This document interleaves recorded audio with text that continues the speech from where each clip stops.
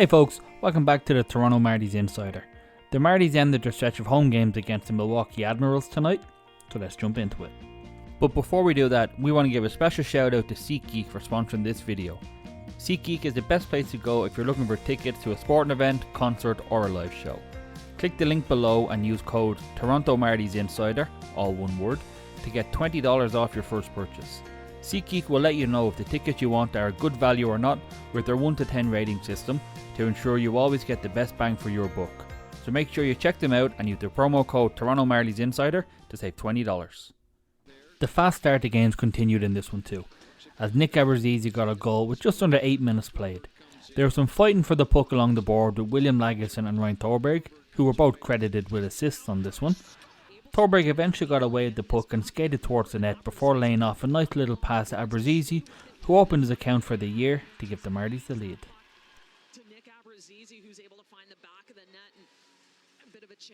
The Marlies doubled the lead about 75 seconds later by way of Kyle Clifford. The roof nearly came off the Colosseum when this one went in.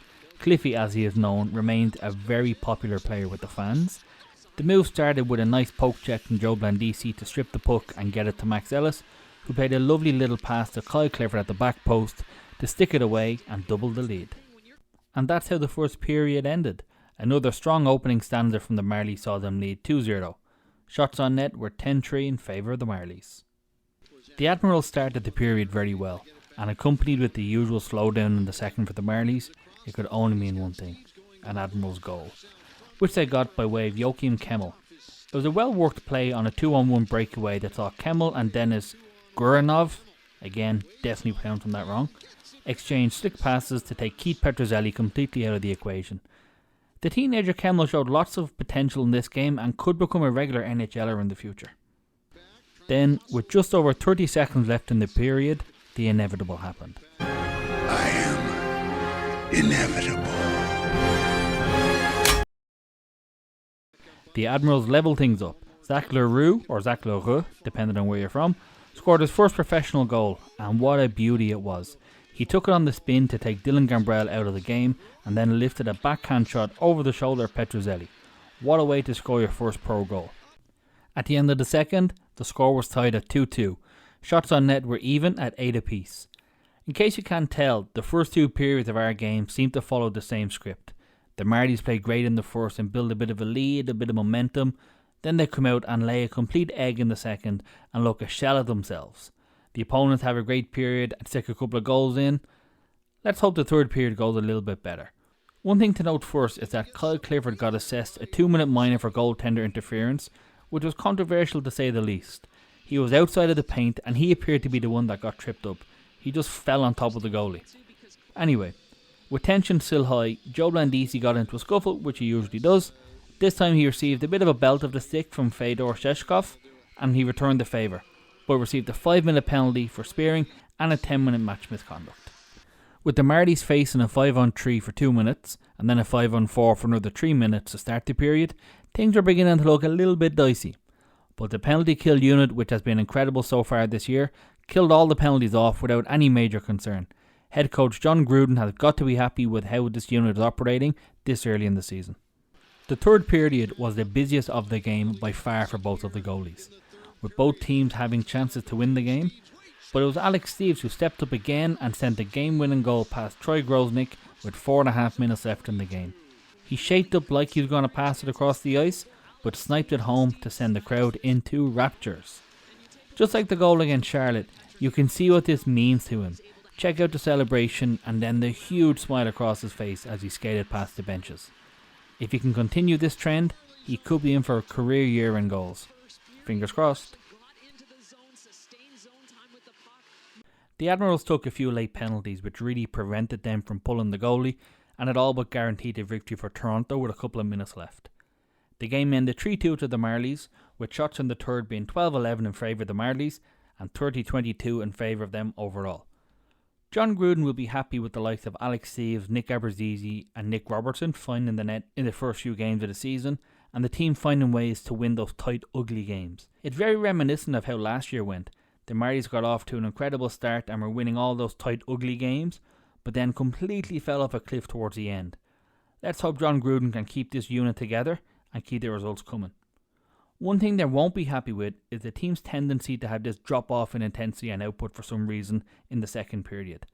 There's only so many times that we can let teams back into games before we start to suffer.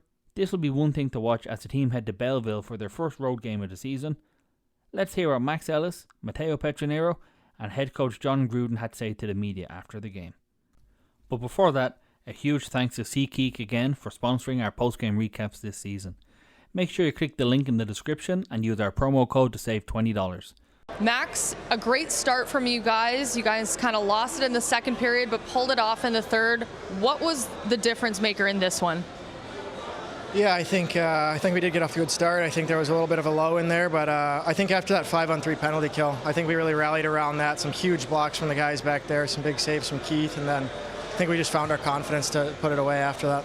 Speaking of the penalty kill and block shots and things like that, we've been seeing a lot of that the last couple of games and tonight. What does that kind of say about the identity of your team? Yeah, I think it just says we work for one another. You know, obviously you never want to go on the kill. But I think we just have that mentality that, we're going to get it done whatever it takes. And I think that really was shown here tonight with some of the guys making some huge blocks. On the offensive side of things, we're kind of seeing goals from all different types of players at this point so far. How big is that for a team to kind of know that there's confidence within the offense? Yeah, I mean, it's crucial, right? If you can roll 4 lines on teams and, keep everybody fresh. I think contribution from up and down the lineup's the best thing you can ask for, and right now I think everybody's feeling it, so I think it's a really good thing. What was your impression of Keith Petruzzelli tonight? Some big saves there. I mean, he was brick wall back there. You can feel confident when he's back there in the net. You feel that he's steady, he's calm, and he's just going to make that save for you. So it's a big confidence booster when he's back there. For you, you're a returning guy to this team. I know it's been just 5 games, but you guys are about to head on the road. What's been your impression of this group so far? Yeah, I think we're a close-knit group. I think we just starting to build our identity. But every day I think we learn more about ourselves and we come closer and closer together. And I think the morale in the room is really high. It's all positive. So I think we got a good group of leaders that brings it up, and I think it's a fun time right now. One interesting stat that I noticed is that you guys have outscored your opponent 10-2 in the first period so far through 5 games. What would you describe the energy as like in the room before you head out for period 1? Yeah, I mean, I think, like I said, it starts with our leadership group, just knowing that we got to get off to a fast start. I think we have a very fast team, a very skilled team, so when we can get on guys, wear them down early, make sure that they know for 60 minutes we're going to come hard. I think that sets the tone right away, and if pucks start to fall, pucks fall, but I think we just start by managing it, getting deep, and rolling on guys. What has it been like to see Steve's get goals in back-to-back games, especially big goals too? Oh, I'm so happy for him. He works so hard, and that's a confidence booster for us, that one of the guys who puts the puck in the net is doing it back-to-back and gaining some confidence, so it's really good for him. Teo, a big turning point in this game was killing off that 5-on-3 penalty kill. How big is it for a team's morale when that's able to happen? I think it's huge. I think, your back's kind of against the wall, and we kind of came together. We knew we were going to kill it, and I think when you kill something like that, you have momentum on your side, so it was obviously nice for us. In a game like this that was very emotional and a lot of tempers flaring, what's the message kind of in the room heading into the third when you guys are about to go on to that PK? I think it's just taking it one shift at a time. You can't get too lost in how long we have to kill or whatever. You just have to take it a shift at a time. How impressed have you been with the team's kind of dedication, shot blocks out there, everyone kind of laying themselves on the line? I think it's huge, especially this time of the year. It builds a lot of team chemistry, and we got a bunch of guys who are willing to do it, and it's huge for us. On the defensive end of the things with the team, we've added guys like Lajoie, Legason. What's it going to be like this year to have guys like that who have a lot of experience to kind of learn from? Exactly that. You can learn from them. I think they have a lot of baggage with them and have a lot of experience in this league and even the league above us. And I think you can pick their brains and also learn from them on the ice. When you see Alex Steeves score that game-winning goal, the big celebration, how would you rate his cellies so far this season? I think he's got more in him, but it was a good one, probably 8-7, yeah. John, another great start for you guys, and then some iffy stuff in the second there. How impressed have you been with your team's resiliency in the third the last couple of games? Well, especially how our first game went against Rochester. So there was nowhere to go but up from that point. But we really, after we killed that penalty, those 2 penalties off, it just shows the character of our guys, the ability to overcome something, and then just, again, good teams in the third period are usually at their best, and once we killed it, we were. And I thought we played extremely well in that third period. Lots of guys laying their bodies on the line out there blocking shots. Petronero said this early in the season, to see that, it says a lot about the team identity. So far, just 5 games, what can you say about the team's identity that you've seen? I think he said it perfectly right there. I mean, just the ability to want to, what you do to, you step in front of those shots and block shots and sacrifice and understand to do what's best for the team. They're showing that, and we're fortunate as coaches that we have the leadership in that locker room to help us through that. And they're outstanding on the bench, and they pave the way for all the young guys, and they see them doing it, so it makes it easier for us.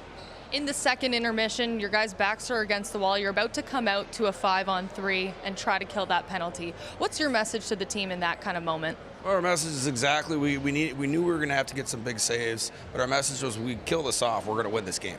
I just knew we were, and we got the saves, we got the blocks, and the PK was outstanding, and then that propelled us into that momentum and to taking over. I thought we played extremely well the last 15 minutes. How impressed were you with Keith Petruzzelli being able to stay calm and cool after those 2 goals? Well, he's a young guy still. Like, so for him to be in these situations is only going to help him.